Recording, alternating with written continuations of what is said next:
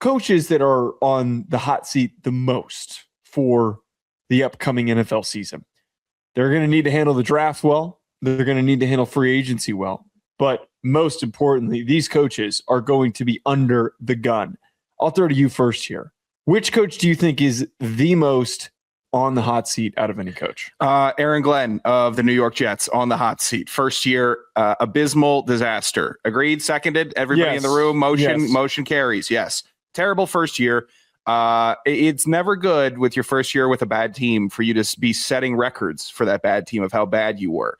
The no interception thing has stuck with me for a while. Like the New York Jets defense not having the interception all season is a weird bugaboo for me, where I'm thinking Aaron Glenn, hard, good defense when he was with Detroit, played fast, physical. You saw that team. They carried the energy. And I actually thought Aaron Glenn was doing a really good job there. I wasn't even attributing it all to Dan Campbell and his culture. Maybe I should have. Maybe Aaron Glenn is a guy who cannot develop a culture in New York. If he does, he's got to do it this year, and he's got to do it early. This is an awful, awful team, and they were terrible last year, and they have to get right soon because we're seeing teams do their rebuilds quicker and quicker.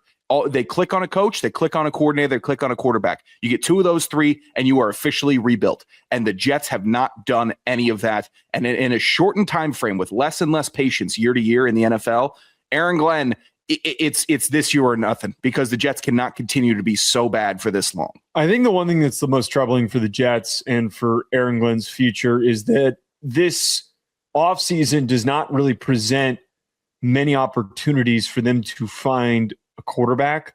So if they drafted, theoretically, if Dante Moore was in this class, if they had drafted Dante Moore early, it is a built-in excuse. As long as you start to show some positive signs, it is a built-in, hey, we're going through the growing pains. We've got a young quarterback. You win 3 or 4 more games. The defense gets a little bit better. Some of the draft picks from the trades end up looking pretty good. That is a built-in buffer for growth. Dante Moore does not declare. And I think the biggest loser was Aaron Glenn. Not just the Jets, it was Aaron Glenn. Now, do they risk taking Ty Simpson? Probably not that early, but with their second first-round pick, is that something that they have a conversation about? Is that something that they strongly start to dig into during the week of Indianapolis when they meet with, I would assume that they would probably spend the time meeting with Simpson. There's really not many good free agents. Are you going to tie your future and your success to Kyler Murray? Can you trust him to play well this year? There are just really a lot of problems ahead for Glenn. Yeah. And as much as I feel like he is a good coach and he could figure it out, it's not exactly shaping up to be a successful season in 2026. I like that you're bringing up the Combine. I did a brief video for the Sports Geek about coaches at the Combine specifically, and I've waited to get your thoughts on it. And that's like Liam Cohen and Dum Dum Gladstone not attending and not doing interviews and participating in that.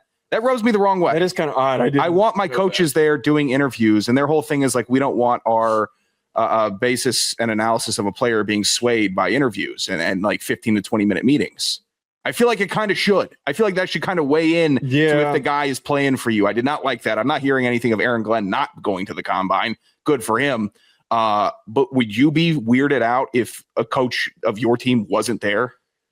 A little bit. I don't know how normal that is. So I do kind of come away thinking that does seem super odd, especially in not a make or break year for the Jags, but like a huge year for the Jaguars to go from plucky, young, improving team to consistent contender. The one thing to their defense, a lot of those interviews that you do, you're mostly going to be interviewing guys you consider taking in the first round early.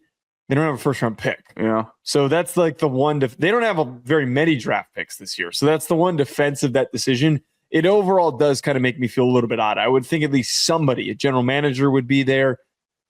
Jags are probably not the team to be making that move. Yeah, they're like Florio said that they're modeling it after what the Rams do. And I'm sorry, the Rams have shown 10 years of consistency and good ball play and team construction. The Jaguars have shown like 1.5. I feel like you go to the Combine until you definitively say, we don't need to go anymore. Yeah, that makes sense. The one guy who definitely needs to be at the Combine is Zac Taylor and figuring out finding some key defensive pieces at the combine. This is the obvious 1A answer. I'm sure that you just chose not to write down the same exact guy. Would have taken it if you didn't have it. Exactly. He's the coach that everybody's got to monitor. Everybody thought that he was going to get fired this offseason for how much they've underperformed. He does at least have some excuses because Joe Burrow has been so inconsistently healthy, but that hasn't been the biggest problem because when Burrow's on the field, the defense sucks ass.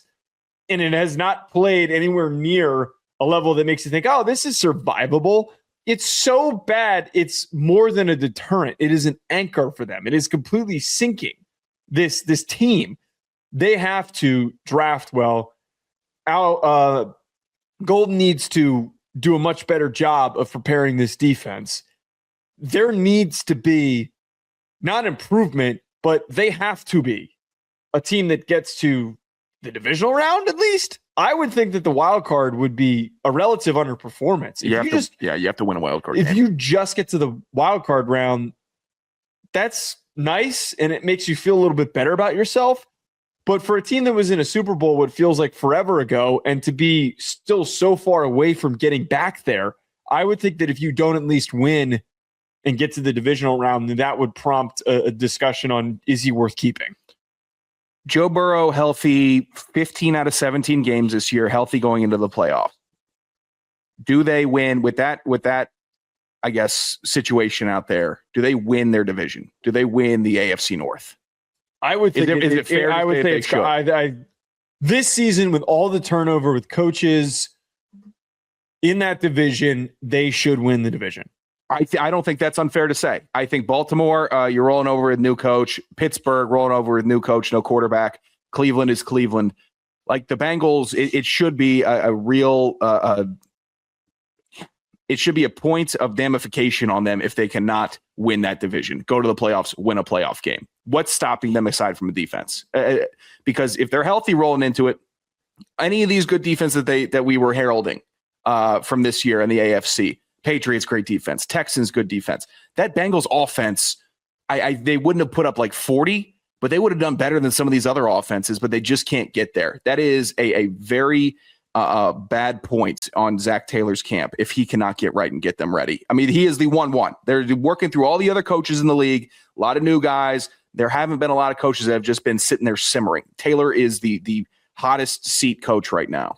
Yeah, and again, everybody thought that he was going to get fired because of how mediocre they've been over the last two seasons. I think that the only survivability must be if Burrow really likes him, which we don't even really know. You never really get that. You never really get a report coming out of Cincinnati that, hey, Burrow really respects and loves working with Zac Taylor. I feel like you never get an ounce of a rumor that is the case. You don't get it the other way either, which I guess is good. You're not having Burrow like... Yeah, but he's not going around...